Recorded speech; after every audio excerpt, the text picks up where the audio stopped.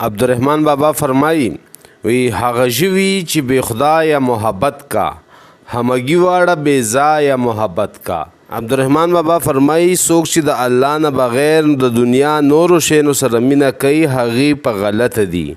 محبت بې خدایه واړه د زړه رنځ دی که مدام له چنګونایه محبت کا.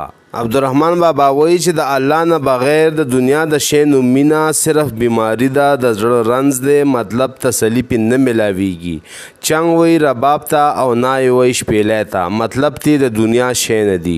او وی خر خاري ده چې یو تر بله کاندي، هر خودرای چې له خودرایه محبت کا.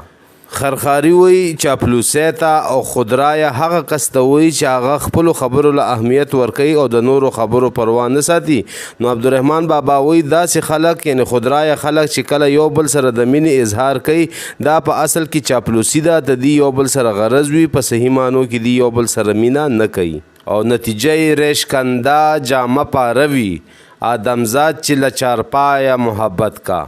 ریشکنده وی ګیره وښکلې او جامه پارې نه مطلب دی شلیدلې جامې. عبدالرحمن بابا وی کله چې انسانان د څاروو سره مینه کوي نو څاروي خو پس نه پوهیږي، د دې به همیشه ګیره وتې وي، جامې به یې پشلولې وي، مطلب په تاوان کې به وي. د دې شعر مطلب دی چې د کمعقلو خلکو سره د دنیا مینه کولو والا همیشه په تاوان کې وي. هغه سرای لره بتلو ور باندې ګران وي، هر سړی چې له دې سرای محبت کا. په دې شعر کې د سرای نه مطلب دی دنیا. عبدالرحمن بابا وایي کوم خلک چې دنیا سره مینه محبت کوي نو هغې چې کله د دې دنیا نه بلې دنیا ته ځي نو دا تله به په دې باندې ډېر ګران وي، مطلب دته به ډېر مسلې په هغه دنیا کې بیا پیښیږي. او بول هوس به نه پتنګ نه پروانه شي، د مګس په سیر لورایه محبت کا. بول هوس نه مطلب دی لالچي سړی او د مګس نه مطلب دی مچ. عبدالرحمن بابا وایي چې لالچي سړی د پتنګ او د پروانې په رنګ نشي جوړېدی، دی په مینه کې قرباني نشي ورکولی. د مثال د مچ په رنګ دی د لرې نه تاویږي، خپل مطلب پوره کوي خو ولې قربانۍ ته ځان نشي ورکولی. او چې د تورو زلفو سورې په چاوشي هغه کله له همایه محبت کا.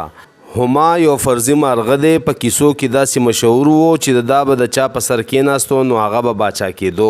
عبدالرحمن بابا وایي کوم خلک چې عاشقان شي او مینه محبت کوي هغه د دنیا سود او زیان ته بیا نه ګوري. ملګرو دا د رحمان بابا کلام او د هغې وضاحت تاسو سره مې شیر کو. اجازت غواړم د الله په امان.